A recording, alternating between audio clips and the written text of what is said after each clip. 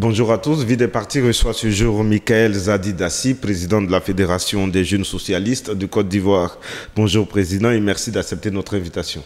Bonjour et c'est à vous le merci. Alors, la Fédération des jeunes socialistes de Côte d'Ivoire est un mouvement d'action citoyen, d'initiative politique et de prise de décision qui sensibilise aux enjeux politiques et aux valeurs de gauche. Vous ambitionnez également de faire des jeunes Ivoiriens de véritables cracks, c'est-à-dire des citoyens responsables, actifs et solidaires.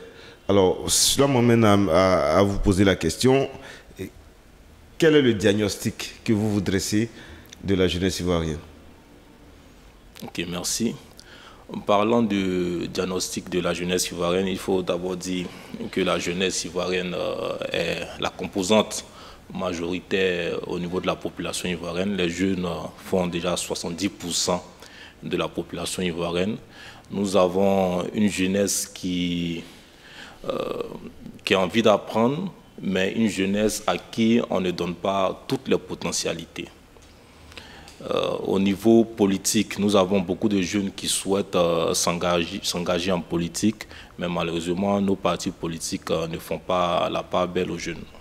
Et vous, quelle sera votre recette à votre niveau pour faire de ces jeunes-là des cracks, comme vous le dites? C'est d'abord dans la formation. D'abord dans la formation politique et idéologique. Parce que la plupart de nos partis politiques ici n'ont pas de véritable base idéologique. Nos partis sont à l'élan ethnique et régionaliste. Pour nous, d'abord, la politique, c'est l'idéologie. C'est l'idéologie politique qui oriente le débat politique. Donc, notre rôle en tant que mouvement de jeunes, c'est de faire prendre conscience aux jeunes d'abord de l'importance de s'engager en politique et s'engager autour des valeurs de gauche que nous défendons. Les élections municipales, c'est pour très bientôt. Et est-ce que vous comptez participer à ces élections? Bien sûr, il y va de la vie de tout mouvement de participer aux élections. Notre mouvement a plusieurs candidatures. Je suis d'ailleurs moi-même candidat déclaré à Sayoua. A déjà déclaré? Oui, candidat déclaré. Je suis en train de mener les actions qui vont bientôt me porter à la tête de la mairie de Sayoua. Est-ce que ce n'est pas un peu prématuré? Moi, je me dis, quand vous dites que vous êtes vous réclamez du socialisme, et les populations de Sayoua, est-ce qu'elles vous éliront sur la base d'un certain socialisme? Je ne crois pas qu'elles sachent ce que c'est que le socialisme. Non, pas vraiment. Les populations, quand nous entrons en compétition politique, c'est d'abord sur un programme de société. Est-ce que vous n'allez pas retomber dans ce que vous dénoncez, c'est-à-dire l'appartenance au groupe ethnique? Est-ce que non, sur la base de ça? Je pense que quand on s'engage pour le changement, quand on s'engage pour quelque chose de nouveau, on ne va pas encore venir répéter ce qui a été fait dans les temps anciens. Si on n'est pas en mesure d'apporter quelque chose de nouveau, je pense qu'il n'y a pas nécessité de s'engager en politique. Et qu'est-ce que vous comptez apporter de nouveau? C'est mettre la jeunesse au centre des décisions, c'est mettre la jeunesse et les femmes au centre des décisions, c'est faire en sorte que, c'est créer des richesses d'abord et faire en sorte que ces richesses puissent être distribuées de façon assez équitable. Comment vous voulez créer ces richesses-là? Est-ce que votre fédération a les moyens d'autonomiser les femmes, comme vous le dites, de former les jeunes de Sayoua, comme vous le dites? Nous avons plusieurs projets. Nous sommes à la recherche de partenaires. Nous avons déjà des partenaires qui sont prêts à nous accompagner dans d'abord le volet formation des jeunes, le volet aussi employabilité, parce que nous avons énuméré plusieurs secteurs d'activité rentables tels que l'agriculture, et nous avons déjà des partenaires qui sont prêts à nous aider à moderniser l'agriculture au niveau de notre localité pour permettre à nos jeunes d'avoir de l'emploi, pour permettre à nos jeunes à travers leur production de pouvoir nourrir leur famille et de pouvoir participer au développement de la localité. Ok, alors Président, la plateforme de l'opposition UDS dont fait partie une aile du FPI a récemment appelé au boycott de la révision de la liste électorale. Et quand on sait que Saïwa est un des bastions de cette formation politique-là, j'ai envie de me demander sur quel électorat vous pourrez compter pour vous faire l'élire. Et puis même au-delà, comment vous appréciez cette politique-là de la chaise vide? Je pense que les raisons qui ont amené EDS à appeler au boycott, elles peuvent se comprendre. Mais pour nous, en politique, il faut avoir une stratégie claire. Ce que n'a pas EDS. Je ne veux pas dire que EDS n'a pas une stratégie claire. Mais pour nous,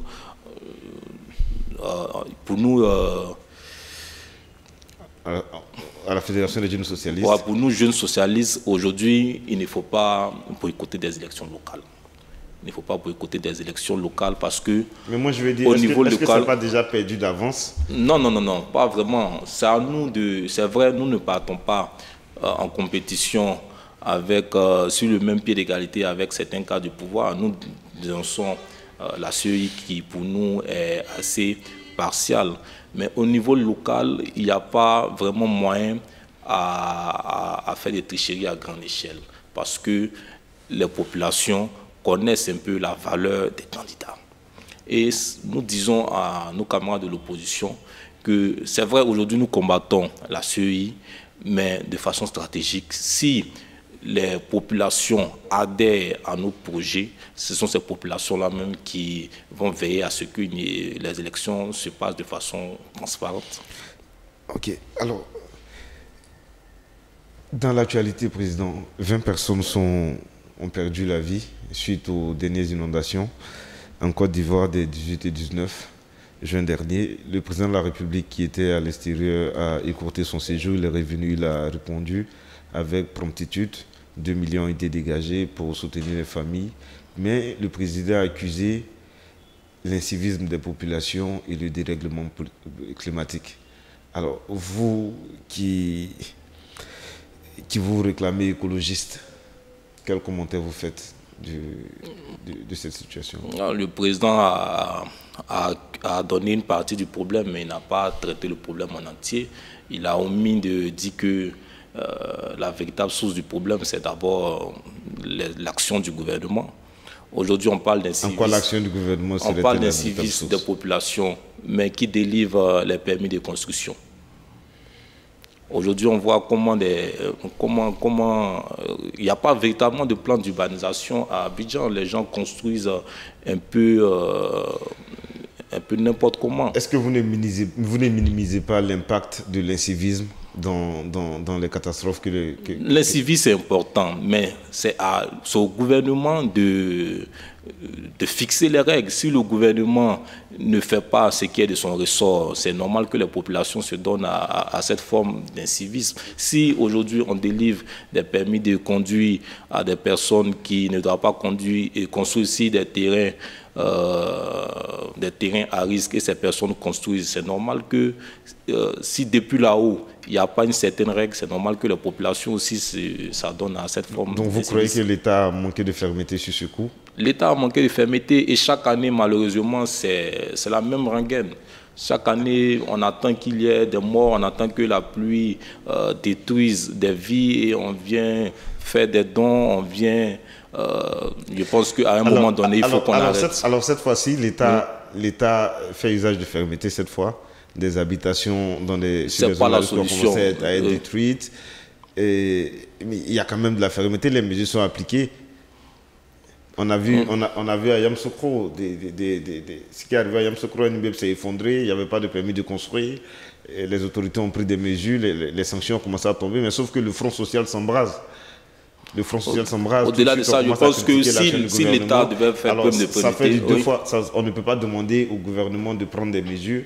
Et dès que le gouvernement prend ces mesures-là derrière, on trouve que ce n'est pas un gouvernement humaniste. Nous demandons au gouvernement de prévenir au lieu de chaque fois chercher à guérir.